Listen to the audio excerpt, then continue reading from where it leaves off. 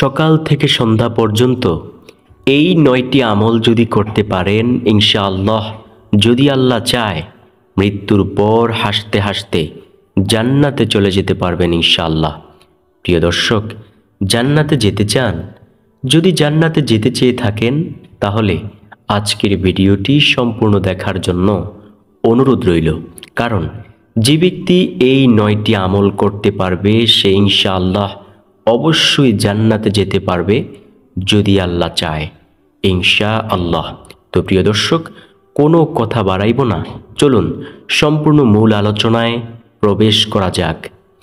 ১ number যে আমলের কথা বলবো, নবীজি সাল্লাল্লাহু আলাইহি ওয়াসাল্লাম বলেন, আমি মেরাজের মধ্যে গেলাম, আমি জান্নাতকে ঘুরে ঘুরে দেখলাম। আমি দেখলাম জান্নাতের মধ্যে একজন ব্যক্তি আনন্দে ঘুরে বেড়াচ্ছে। সাহাবে কেরাম বললেন, ইয়া রাসূলুল্লাহ সাল্লাল্লাহু আলাইহি ওয়াসাল্লাম, সে কি এমন আমল করেছে যে আমলের কারণে সে জান্নাতের মধ্যে আনন্দে ঘুরে বেড়াচ্ছে? নবীজি সাল্লাল্লাহু আলাইহি ওয়াসাল্লাম বলেন, আমি জিব্রাইল আলাইহিস সালামকে জিজ্ঞেস করলাম, ও জিব্রাইল, সে কি এমন আমল করেছে যে আমলের কারণে সে জান্নাতের মধ্যে এমন আনন্দে ঘুরে বেড়াচ্ছে? জিব্রাইল আলাইহিস সালাম বলেন, ও নবী, সে দুনিয়ায় জীবিত থাকা অবস্থায় রাস্তা দিয়ে হাঁটছিল। রাস্তা দিয়ে হাঁটার সময় সে একটি খেজুরের ডাল রাস্তায় পড়ে থাকতে দেখেছিল। এটা সে সরিয়ে দিয়েছিল রাস্তা থেকে, মানুষের চলাচলে কষ্ট হবে এটা ভেবে। দয়াময় রব্বুল আলামিনের নিকট এই আমলটা এতটাই পছন্দ হয়েছে যে রব্বুল আলামিন তাকে এই আমলের বরকতে জান্নাত নামক শ্রেষ্ঠ সম্পদ দান করেছেন। সুবহানাল্লাহ, আল্লাহু আকবার। প্রিয় দর্শক, বুঝতে পেরেছেন? ছোট্ট একটি আমলের কারণে সে জান্নাত পেয়ে গেছে। আমরা তো দুনিয়ায় রাস্তা দিয়ে কত সময় হাঁটি, হাঁটার সময় কত কাঠের টুকরো, ইটের টুকরো, বিভিন্ন গর্ত এবং বিভিন্ন কাঁটাযুক্ত গাছের ডাল পড়ে থাকতে দেখি। এই মানুষের চলাচলে কষ্ট হবে এই বস্তুগুলো যদি রাস্তা থেকে সরিয়ে দেই, দয়াময় রব্বুল আলামিনের নিকট এই আমলগুলো অনেক বেশি দামি। আল্লাহ চাইলে এই আমলের বরকতে ওই ব্যক্তির মতো আমাদেরকেও জান্নাত দান করতে পারেন। সুবহানাল্লাহ, আল্লাহু আকবার। তো প্রিয় দর্শক, বুঝতে পেরেছেন প্রথম নাম্বার আমলটা কত দামি একটি আমল।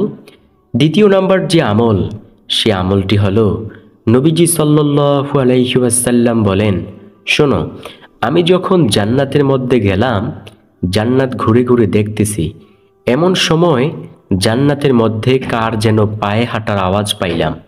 আমি জিব্রাইল আলাইহিস সালামকে জিজ্ঞেস করলাম, ও জিব্রাইল, জান্নাতের মধ্যে কাউকে দেখতেছি না, কিন্তু কার পায়ে হাঁটার আওয়াজ শোনা যায়? জিব্রাইল আলাইহিস সালাম বলেন, ও নবী, এই ব্যক্তি হলো আপনার প্রিয় সাহাবী, আদরের সাহাবী বেলাল রাদিয়াল্লাহু তাআলা আনহু। নবীজি অনেক আশ্চর্য হয়ে গেলেন, কি বেলাল? বেলাল কি এমন আমল করেছে যে আমলের কারণে আল্লাহ তাকে এমন মর্যাদা দান করেছেন?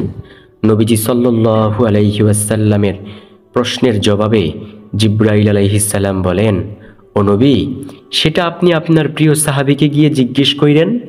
নবীজি দুনিয়ায় আসলেন, জিব্রাইল আলাইহিস সালামের কথা মতো নবীজি বেলাল রাদিয়াল্লাহু তাআলা আনহুকে জিজ্ঞেস করলেন, ও বেলাল, কি এমন আমল করো যে আমলের কারণে আমি জান্নাতের মধ্যে তোমার পায়ে হাঁটার আওয়াজ পাইলাম? বেলাল রাদিয়াল্লাহু তাআলা আনহু বলেন, ও নবী, আমার এমন কোনো আমল নেই, তবে একটি আমল আমার আছে। আমি যখনই ওযু করে মসজিদে যাই, সাথে সাথে 2 রাকাত তাহিয়াতুল ওযু সালাত আদায় করি।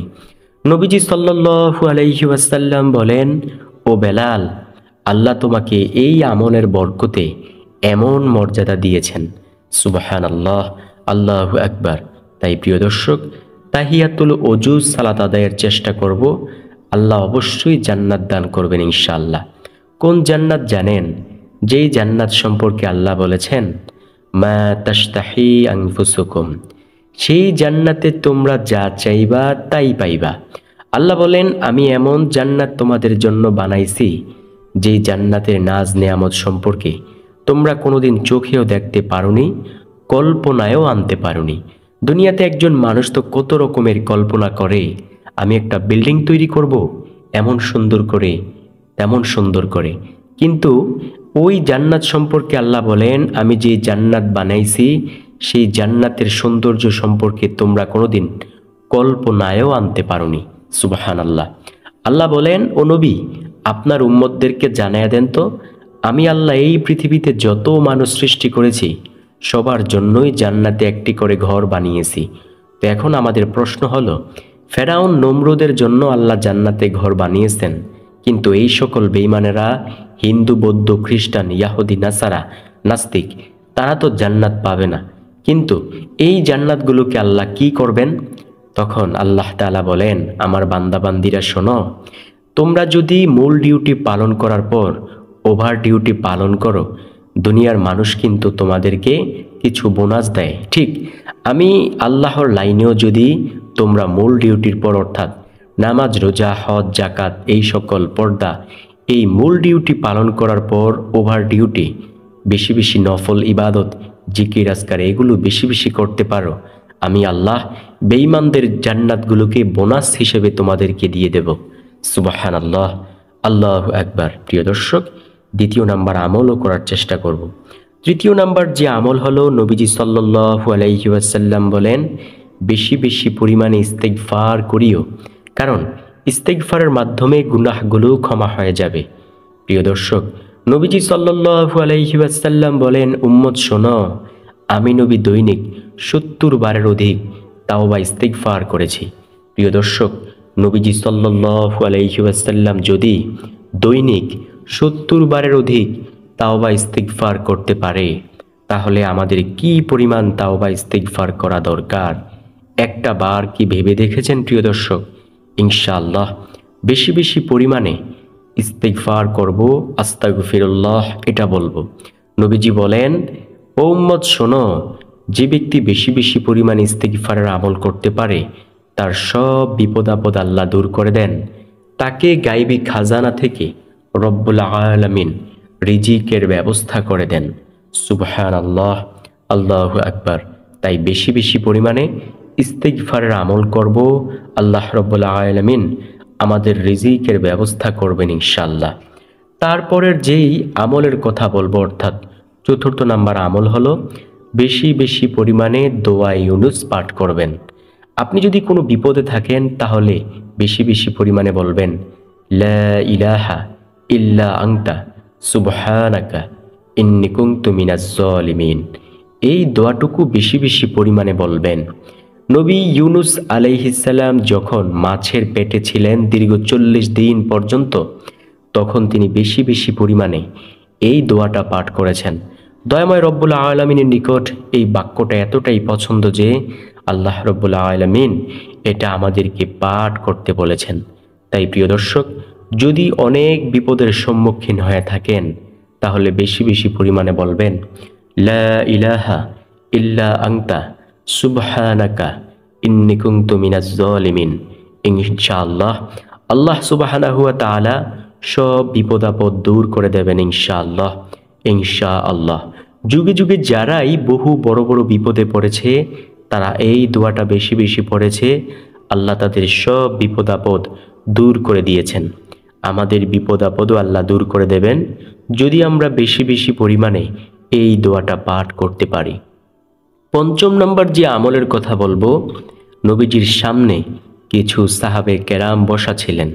নবীজি বললেন, তোমরা একটু আমার সামনে এগিয়ে এসে বসো। নবীজি সাল্লাল্লাহু আলাইহি ওয়াসাল্লামের সামনে তারা এগিয়ে এসে বসলে নবীজি বললেন, আমি কি তোমাদেরকে এমন একটি আমলের কথা বলবো, যে আমল যদি তোমরা একবার করো, পবিত্র কোরআনুল কারীম 10 পারা খতমের সমান সওয়াব পাবে। যদি 2 বার করো, পবিত্র কোরআনুল কারীম 20 পারা খতমের সমান সওয়াব পাবে। যদি 3 বার করতে পারো, পবিত্র কোরআনুল কারীম সম্পূর্ণ খতম করার সমান সওয়াব পাবে। সাহাবায়ে কেরাম তো ছিল আমলের জন্য পাগল পারা। সাহাবায়ে কেরাম বললেন, হ্যাঁ ইয়া রাসূলুল্লাহ সাল্লাল্লাহু আলাইহি ওয়াসাল্লাম, বলুন কোন সে আমল? নবীজি সাল্লাল্লাহু আলাইহি ওয়াসাল্লাম বলেন, শোনো, সে আমলটি হলো, যখনই তোমরা সুযোগ পাইবে, যদি একবার সূরাতুল ইখলাস পাঠ করতে পারো, তাহলে আল্লাহ তাআলা খুশি হয়ে 10 পারা কোরআনুল কারীম খতম করার সমান সওয়াব দিবে। যদি তোমরা 2 বার সূরাতুল ইখলাস পাঠ করতে পারো তাহলে আল্লাহ তাআলা খুশি হয় 20 পারা কোরআনুল কারীম খতম করার সমান সওয়াব দিবে। যদি তোমরা 3 বার সূরাতুল ইখলাস পাঠ করতে পারো তাহলে আল্লাহ রাব্বুল আলামিন খুশি হয়ে সম্পূর্ণ কোরআনুল কারীম খতম করার সমান সওয়াব দিয়ে দিবে। সুবহানাল্লাহ, আল্লাহু আকবার। প্রিয় দর্শক, তাই সূরাতুল ইখলাস বেশি বেশি পাঠ করার চেষ্টা করব। আল্লাহ রাব্বুল আলামিন আমাদেরকে পবিত্র কোরআনুল কারীম খতম করার সমান সওয়াব দিবে। নবীজি সাল্লাল্লাহু আলাইহি ওয়াসাল্লামের দরবারে একজন ব্যক্তি আইসা বলল, ইয়া রাসূলুল্লাহ সাল্লাল্লাহু আলাইহি ওয়াসাল্লাম, আমি সূরাতুল ইখলাসকে অনেক বেশি ভালোবাসি। নবীজি সাল্লাল্লাহু আলাইহি ওয়াসাল্লাম বলেন, শোনো, যদি তোমার কথাটুকু অন্তর থেকে বলে থাকতে পারো তাহলে শুনে নাও, যে ব্যক্তি সূরাতুল ইখলাসকে ভালোবাসে রব্বুল আলামিন তাকে ভালোবাসে, আর এই ভালোবাসার শেষ পরিণাম ফল হবে মহান মালিকের জান্নাত। সুবহানাল্লাহ। তো প্রিয় দর্শক, কি জানতে পারলাম? যে ব্যক্তি সূরাতুল ইখলাসকে ভালোবাসে রব্বুল আলামিন তাকে ভালোবাসে। আল্লাহু আকবার। তারপরের যেই 6 নম্বর আমলের কথা বলবো সে আমলটি হলো, নবীজি সাল্লাল্লাহু আলাইহি ওয়াসাল্লাম বলেন, যে ব্যক্তি 100 বার নিয়মিত বলবে সুবহানাল্লাহি ওয়া বিহামদিহি, তার আমলের দাম হাসরের মাঠে সবচেয়ে বেশি হবে এবং মিজানের পাল্লায় অনেক বেশি ভারী হবে। সাহাবায়ে কেরাম প্রশ্ন করলেন, ইয়া রাসূলুল্লাহ সাল্লাল্লাহু আলাইহি ওয়াসাল্লাম, অন্য কারো আমলের দাম কি এর চেয়ে বেশি হবে না? নবীজি সাল্লাল্লাহু আলাইহি ওয়াসাল্লাম বলেন, হ্যাঁ, ওই ব্যক্তির আমলের দামই এর চেয়ে বেশি হবে যে ব্যক্তি সুবহানাল্লাহি ওয়া বিহামদিহি 100 বার থেকেও বেশি পরিমাণে পাঠ করবে। আল্লাহু আকবার। তাই প্রিয় দর্শক, আমরা অবশ্যই সুবহানাল্লাহি ওয়া বিহামদিহি 100 বার থেকেও বেশি পরিমাণে পাঠ করার চেষ্টা করব। নবীজি বলেন, প্রতিদিন যদি কেউ 100 বার বলে সুবহানাল্লাহি ওয়া বিহামদিহি, তাহলে তার গুনাহগুলো যদি সমুদ্রের ফেনারাশির সমান থাকে তারপরেও রব্বুল আলামিন সেই গুনাহগুলোকে ক্ষমা করে দিবেন। সুবহানাল্লাহ, আল্লাহু আকবার। তাই আজকের পর থেকে বেশি বেশি পরিমাণে বলবো সুবহানাল্লাহি ওয়া বিহামদিহি। ইনশাআল্লাহ আল্লাহ আমাদের আমলের দাম হাসরের মাঠে অনেক বেশি ভারী করবেন, মিজানের পাল্লায়ও ভারী করবেন, দামি করবেন, এবং আল্লাহ রাব্বুল আলামিন আমাদের গুনাহগুলো ক্ষমা করে দিবেন, যদিও সেই গুনাহের পরিমাণ সমুদ্রের ফেনা রাশির সমতুল্য হয়ে থাকে। সুবহানাল্লাহ, আল্লাহু আকবার। 7 নম্বর যে আমলের কথা বলবো সে আমলটি হলো, নবীজি সাল্লাল্লাহু আলাইহি ওয়াসাল্লাম বলেন, যে ব্যক্তি প্রত্যেক ফরজ সালাতের পর আয়াতুল কুরসি পাঠ করবে সে মৃত্যুর পর সাথে সাথেই আল্লাহর জান্নাতে চলে যাবে। নবীজির একজন প্রিয় সাহাবী ছিল যার নাম ছিল আবু উমামা রাদিয়াল্লাহু তাআলা আনহু।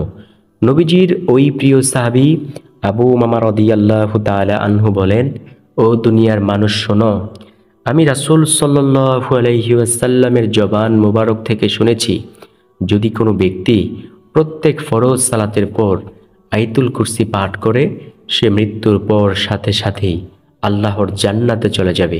দুনিয়াতে শুধু জান্নাতে যেতে একটা বাধা আছে, সেটা হলো মৃত্যু। যখন সে মৃত্যুবরণ করবে সাথে সাথেই আল্লাহর জান্নাতে চলে যাবে। সুবহানাল্লাহ। তাই প্রিয় দর্শক, প্রত্যেক ফরজ সালাতের পর আয়াতুল কুরসি অবশ্যই পাঠ করব। আয়াতুল কুরসি হলো, আল্লাহু লা ইলাহা ইল্লা হুয়াল হাইয়ুল কাইয়্যুম লা তাখুযুহু সিনাতু ওয়া লা নাউম লাহু মা ফিস সামাওয়াতি ওয়া মা ফিল আরদ মান যাল্লাযী ইয়াশফাউ ইনদাহু ইল্লা বিইজনিহি ইয়ালামু মা বাইনা আইদিহিম ওয়া মা খালফাহুম ওয়া লা ইউহিতুনা বিশাইইন মিন ইলমিহি ইল্লা বিমা শাআ ওয়াসিয়া কুরসিয়্যুহুস সামাওয়াতি ওয়াল আরদ ওয়া লা ইয়াউদুহু হিফযুহুমা ওয়া হুয়াল আলিয়্যুল আযীম। এটাই হলো আয়াতুল কুরসি। তারপরে হলো, অর্থাৎ 8 নম্বর আমল হলো, নবীজি সাল্লাল্লাহু আলাইহি ওয়াসাল্লামের উপর একটা দরুদ পাঠ করবেন। সাল্লাল্লাহু আলাইহি ওয়াসাল্লাম এটা বলবেন, নবীজি বলেন, যে ব্যক্তি আমার প্রতি বেশি বেশি দরুদ পাঠ করবে হাসরের ময়দানে সে আমার একেবারে নিকটেই থাকবে। সেই ব্যক্তির কপাল কত ভালো, যে ব্যক্তি নবীজি সাল্লাল্লাহু আলাইহি ওয়াসাল্লামের নিকটেই থাকবে হাসরের ময়দানে। প্রিয় দর্শক, বুঝতে পেরেছেন কেমন দামি কপাল তার? তাই বেশি বেশি পরিমাণে বলুন সাল্লাল্লাহু আলাইহি ওয়াসাল্লাম। ইনশাআল্লাহ হাসরের ময়দানে নবীজি সাল্লাল্লাহু আলাইহি ওয়াসাল্লামের একেবারে নিকটেই থাকতে পারবেন ইনশাআল্লাহ।